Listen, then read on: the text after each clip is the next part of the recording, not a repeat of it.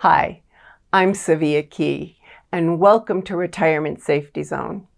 Today we're continuing a 5-part series that addresses how life's challenges might sink your retirement plans and tips on how to keep you afloat.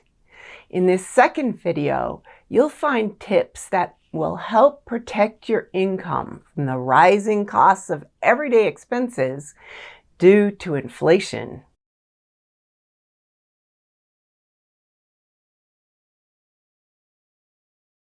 As you can see from this chart, inflation pushes the average cost of everyday goods higher. Say inflation is about 3%. That means what you could buy for $100 this year would cost over $150 in about 14 years. That is a 50% increase with inflation averaging just 3%. As you can see, your everyday expenses will cost you more as you get older. That's why it's critical to plan for inflation so you don't outlive your savings. In this video, we'll share 4 tips to help your money last through the rest of your life. Our first tip is simple.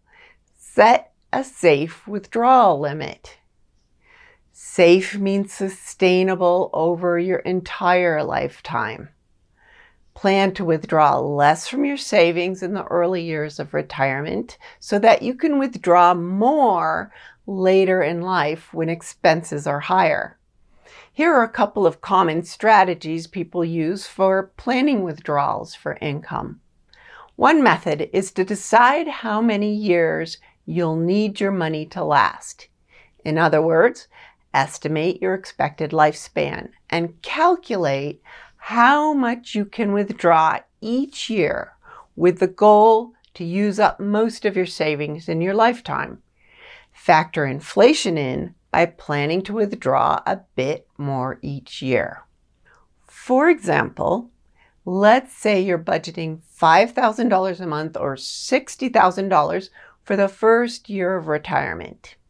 According to macrotrends.net, average inflation for the 20 years between 2002 and 2022 was 2.56%. So if we use that number to calculate income for the second year of retirement, you end up needing to withdraw $61,536 or a $1,500 increase in 1 year.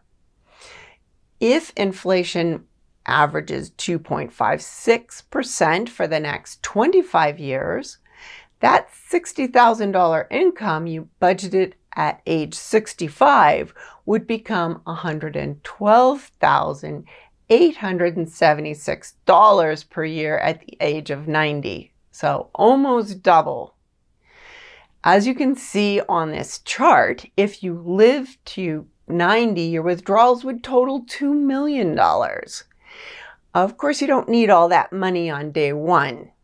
The money remaining in your accounts will most likely grow over time and help you meet your budget.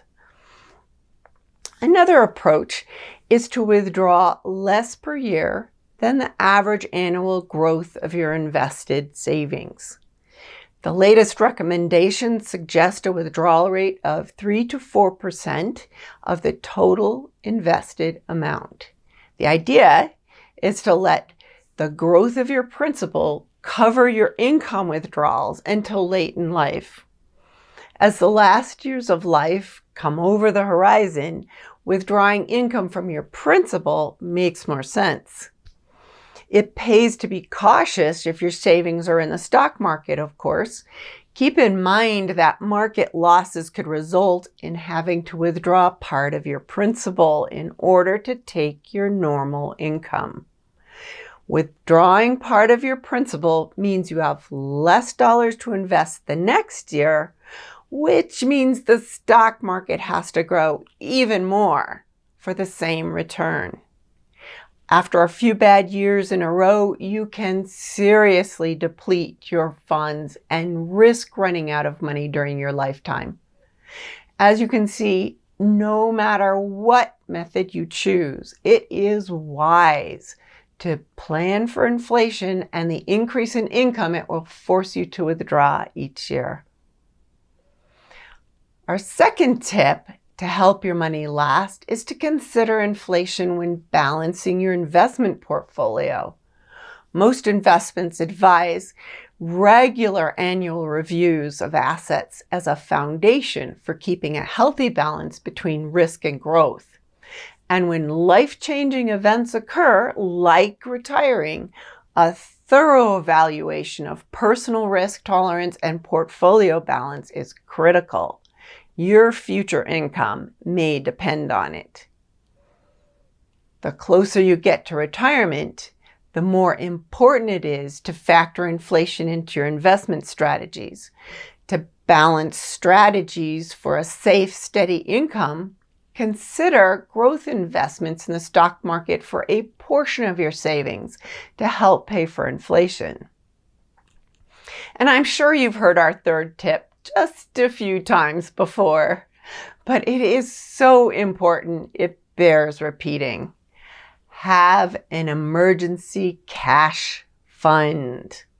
An emergency fund can help protect your savings by providing cash when you need it the most without forcing you to sell your investments in a down market.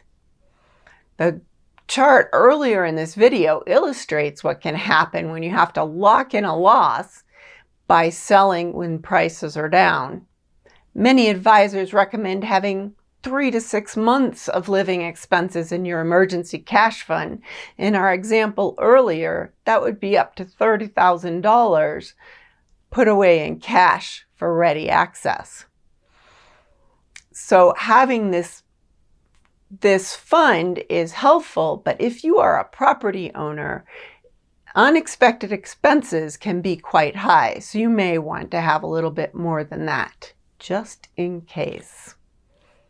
A fourth tip for dealing with inflation is to consider inflation-adjusted annuities. Annuities, as we've discussed in past blogs, were invented to provide a lifetime of income. Inflation-adjusted annuities go one step further, and they provide an increase over time. So if you're looking for an additional source of regular payments like those from Social Security or a pension fund, take some time to learn about annuities. As an asset allocation strategy, consider annuities as a resource to pay for monthly bills. Annuities are offered in an array of benefits and can take some time to understand. Make sure you learn how annuities work and the pros and cons of the exact annuities that you're considering. And if you're interested in finding out more about them, hey, set some time with us at Retirement Safety Zone. We're here to help you. Thank you for spending time with me today.